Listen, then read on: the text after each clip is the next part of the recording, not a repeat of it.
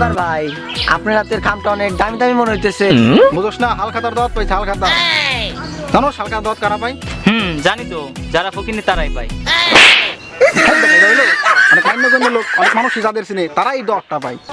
যারা বেশি কাম কম করে তারাই পায়। হ্যাঁ বেটা, তাদের মানুষ অনেক সম্মান করে, খোঁজ খবর রাখে, তারাই হালখাতার দাওয়াতটা পায়। আমার মনে হয় হালখাতা খাওয়া আর জুতার বাড়ি খাওয়া সমান কথা। তুই কিন্তু আমাকে করতেছিস অপমান। যার নাই কোনো মান তারে কি করে করবো অপমান? তুই বলছিস। কি ব্যাপার ভাই, হাতে খাম নিয়ে বসে আছেন কেন? হালখাতার দাওয়াত দিছে, পকেট আমার ফাঁকা, কি করে খাবো এখন আমি হালখাতা? বাকি খাওয়ার সময় মনে ছিল না? আচ্ছা যাই হোক, আমার কাছ থেকে সুদে টাকা নিও, আর টাকা নেওয়ার সময় তোমার বইয়ের দলিলটা নিয়ে আইসো। না মানে তোমার বোর নামে যে জমি আছে সেই দলিল আর কি। টাকা দেওয়ার বদলে তুমি চাইছো জমির দলিল, এই জন্য লোকে তোমার নাম দিয়েছে তুমি সুইদা বলিল। যার জন্য কলাম চুরি সেই কয়েছো ধর।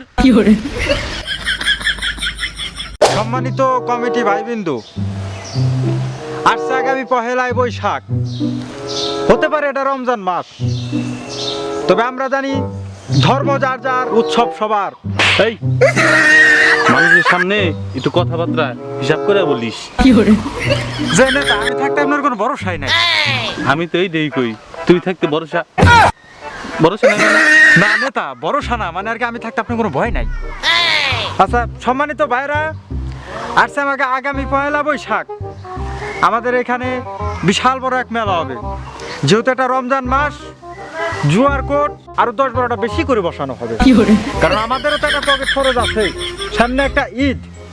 এই কারণে আমাদের নেতা আমাদেরকে সাহস দিয়েছে, বাহবা দিয়েছে, বিভিন্ন ধরনের নায়ক নায়িকা এনেও নাচানো হবে, আপনার জন্য সেই ব্যবস্থা আছে, সমস্যা নাই।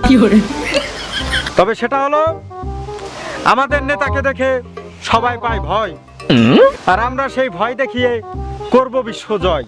আচ্ছা তুই কি আমার সুনাম করতেছিস না বদনাম করতেছিস? শুনলে তো আপনি তো সুনামি করতেছি, মানুষ ভয় না তাহলে তো কাজ হবে না। আরেক কাজ করেন, যাওয়ার সময় 5,000 টাকা দিয়ে যান। এই মানুষে তো একটু পানি পুনি খাওয়ান লাগবে নাকি? এই পানি পুনি খাওয়ার গেলে আজকালকার 10,000 টাকা খরচ হয়ে যায়, আর 5,000 টাকা আমি করে দিবেন। আচ্ছা ভাইরা, আপনারা এখন একটু বসেন। আমাদের নেতা এখন একটু আলোচনা করি। কি ব্যাপার দোকানদার ভাই, দোকানপাট বাদ দিয়ে বসে রেছেন কে? কি আর বলবো ভাই, দুঃখের কথা, দিন ভরে কান্দেও ফুরাই না মনের ব্যথা। কেন আপনার বউ কি বিধবা হয়ে গেছে নাকি? বউ বিধবা হয়ে গেলে আমি দেখা তারা কি করতেছি? তাহলে কাহিনীটা কি? কাহিনীটা হলো, দোকানে দিয়েছি হাল খাতা, যার বাকি 5,000 টাকা, সে 200 টাকা দিয়ে 1,000 টাকার মিষ্টি খায় যায়। 5,000 টাকা তো গেলই, সাথে আরো আমার 800 টাকা লস। ভাই একটা কথা বলি, হালখাতার দাওয়াতটা কাদেরকে দিয়েছিলেন? কেন হাল খাতার দাওয়াত কারা খায় আপনি জানেন না? যারা আমার দোকান থেকে বাকি খাইছে আমি তাদেরকেই হাল খাতার দাওয়াত দিছি। ভাই প্রতি সপ্তাহে আমি আপনার দোকান থেকে 3 থেকে 4,000 টাকার মাল কিনতাম, কিন্তু আপনি আমাকে হালখাতার দাওয়াতটা দেন নাই। আমার অপরাধ কি ছিল? আমি আপনার দোকান থেকে নগদ টাকায় কিনতাম, এটাই আমার অপরাধ ছিল। কি আর বলবো ভাই, আসলে ভুলটা আমারই ছিল। আচ্ছা যাই হোক, আপনি আমার দোকানে আইছেন, এক সময় আইসে মিষ্টি খেয়ে যায়। আচ্ছা ভাই ঠিক আছে। আচ্ছা